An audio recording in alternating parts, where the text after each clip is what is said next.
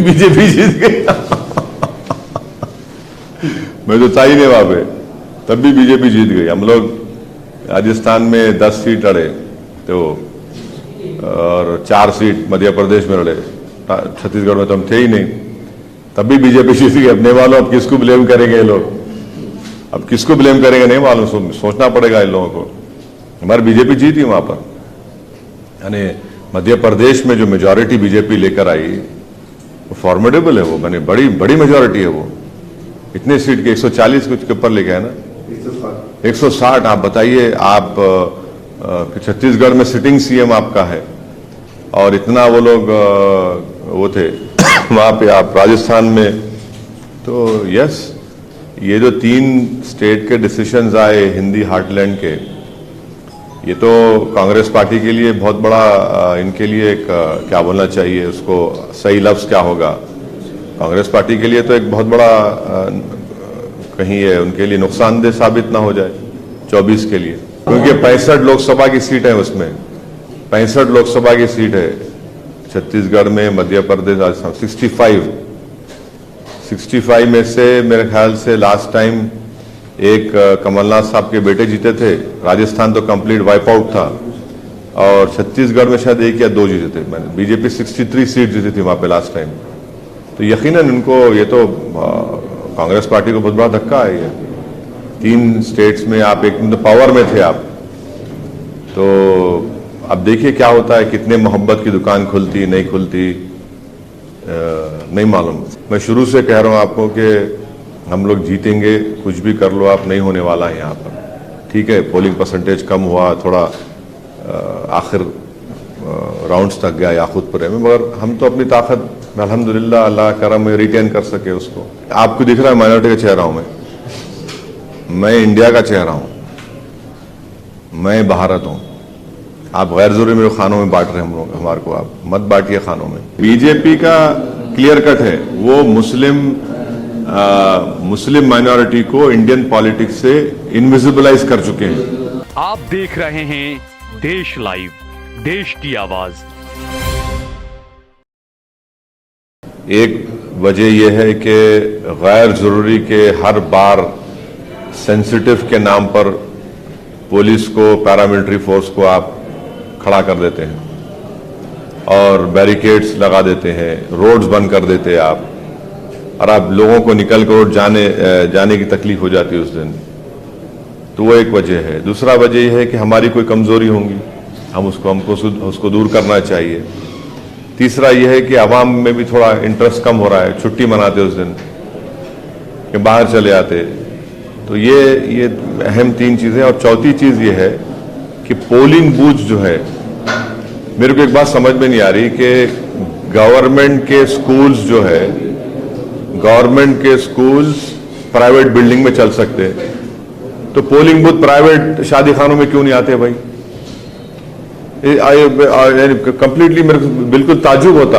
Election commission of India को देखना चाहिए कि अगर पूरे इंडिया में गवर्नमेंट स्कूल प्राइवेट बिल्डिंग में चलते, तो आप एक दिन के लिए क्यों नहीं लेते किसी मैरिज हॉल को? आप यानी एक जगह ले रहे आप और एक जगह पे 1100 वोट है, माने 2 कमरों को आप, इससे कम कमरा है और आप 2 बूथ, तो कहां पोलिंग परसेंटेज बढ़ेगा?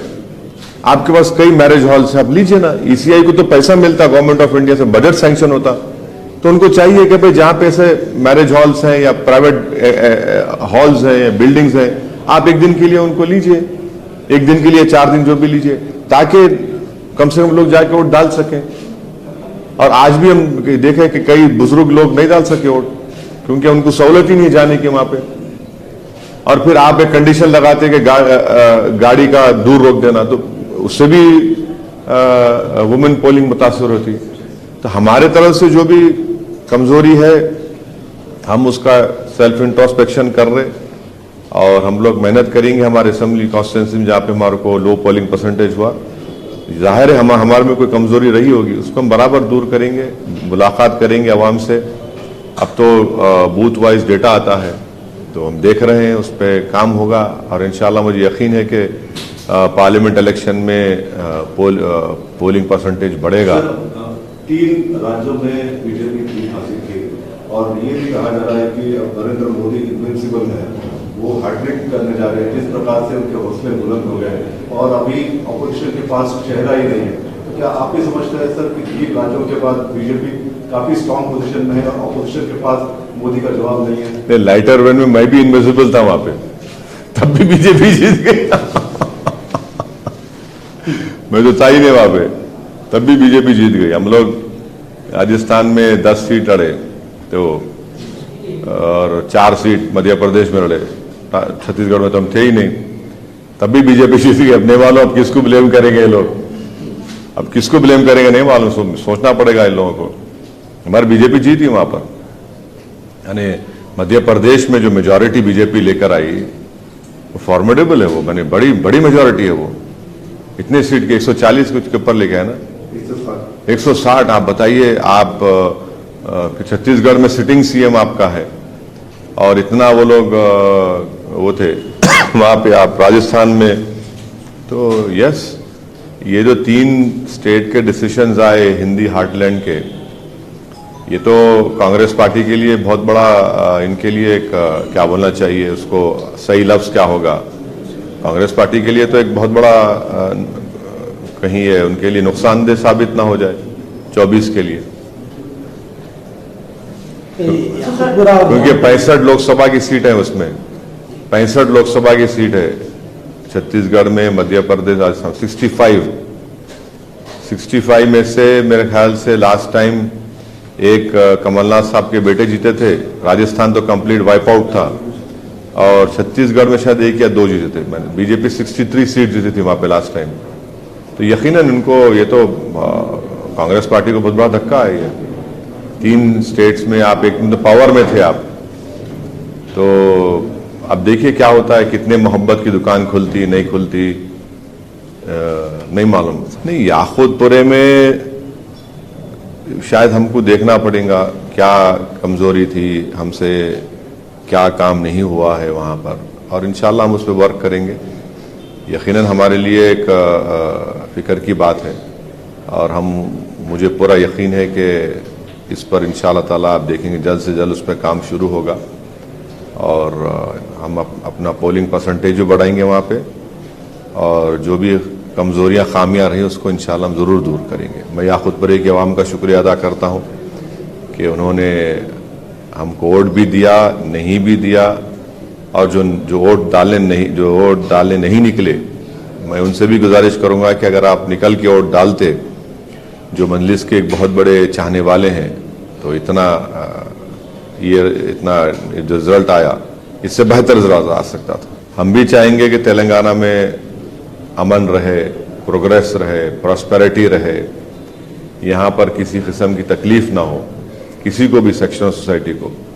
ये तो हमारा हमेशा का ताउन रहा है, ताउन रहेगा। अब आपका स्पेसिफिक सवाल का जवाब मेरे पास नहीं है, क्या होगा नहीं मालूम मेरे को, मगर हम तो अपनी लड़ाई लड़ते आए। मैं शुरू से कह रहा हूँ आपको कि हम लोग जीतेंगे, कुछ भी कर लो आप, नहीं होने वाला है यहाँ पर। ठीक है, पोलिंग परसेंटेज कम हुआ थोड़ा, आखिर राउंड्स तक गया याकूतपुरे में, मगर हम तो अपनी ताकत अल्हम्दुलिल्लाह अल्लाह करम में रिटेन कर सके उसको। नहीं, मेरे को लगता है कि अकबरुद्दीन ओवैसी, अहमद वलाला, माजिद हुसैन, ये बहुत काबिल हैं ये लोग, आप क्यों अंडर एस्टिमेट कर रहे हैं? नहीं, अगर लॉटरी उठ रही तो फिर इनका नाम क्यों नहीं उठना चाहिए? नहीं, ये क्या बात है? नहीं, ये क्या, अरे देखिए, ये उनकी पार्टी का फैसला है भाई, मैं क्या करूंगा उसमें। वो अब काबिलियत की बात आप कर रहे हैं, तो काबिल हमारे अकबर नहीं है क्या, बलाला नहीं है क्या, माजिद हुसैन नहीं है क्या? भाई 3 साल का मेयर, 2 मरतबा कॉरपोरेटर, जुल्फिकार मेयर थे। काबिलियत की बात करें तो आप, काबिलियत में हम पीछे नहीं है। अप्रोच करेंगे नहीं करेंगे, अब आपको कोई बोले हैं तो मेरे को नहीं मालूम, मुझे को तो नहीं बोले। आपको दिख रहा है माइनॉरिटी का चेहरा हूं मैं इंडिया का चेहरा हूं, मैं भारत हूं। आप गैर जरूरी मेरे खानों में बांट रहे हैं हम लोग, हमारे को आप मत बांटिए खानों में। रूलिंग पार्टी वो तो बीजेपी है, बीजेपी टिकट देती भी नहीं ना। बीजेपी तो टिकट देखिए, बीजेपी का क्लियर कट है, वो मुस्लिम माइनॉरिटी को इंडियन पॉलिटिक्स से इनविजिबलाइज कर चुके हैं। अरे एक मिनट ठहरिए भाई, बात मत करिए, एक मिनट ठहरो भाई। तो वो लोग इनविजिबलाइज कर चुके हैं पूरा, कोई है ही नहीं। तो बीजेपी का उनके पास एक मुस्लिम एमपी नहीं है, मुस्लिम मिनिस्टर नहीं है यूनियन गवर्नमेंट में, तो बीजेपी का क्लियर कट आइडिया है। अब दूसरे पार्टीज जो है अब वो भी तो वैसी फॉलो कर रहे हैं, वो भी तो वही फॉलो कर रहे हैं ना, वो भी तो सॉफ्ट हिंदुत्व बोलिए, हार्ड हिंदुत्व बोलिए। अब कमलनाथ साहब का मध्य प्रदेश स्टेटमेंट था कि राजीव गांधी ने बाबरी मस्जिद के ताले खोले, अब आपके ही घर को लॉक पड़ गया, मध्य प्रदेश में आपके घर को लॉक पड़ गया। अब इनको सोचना चाहिए, ये छत्तीसगढ़ में आप बड़े बड़े धर्म संसद कराए, आप कराइए बाप, ये चीजें हैं, ये देखना पड़ेगा। तो ये तो है, हम प्रधानमंत्री से ये और बीजेपी से ही बोलेंगे कि पार्लियामेंट में हम जो बहस करना चाह रहे हैं उसको अलाउ करिए। आप दिल बड़ा करिए, आप सिर्फ अपना गवर्नमेंट का एजेंडा लेके मत चलाइए प्लीज। सिर्फ आप अपना एजेंडा लाके करा लेंगे तो अपोजिशन क्या करेंगे? फिर डिबेट्स भी तो होनी चाहिए।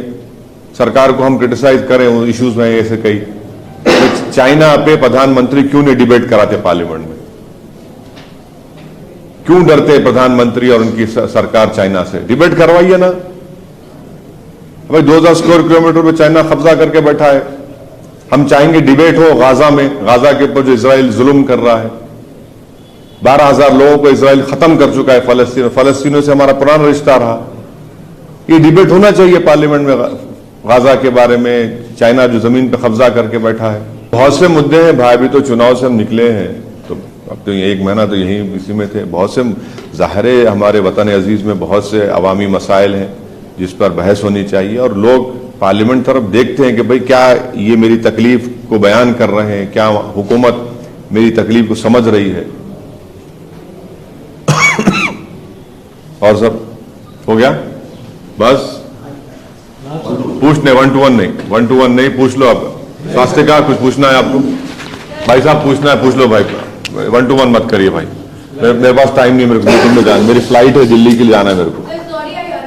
या नो प्रॉब्लम।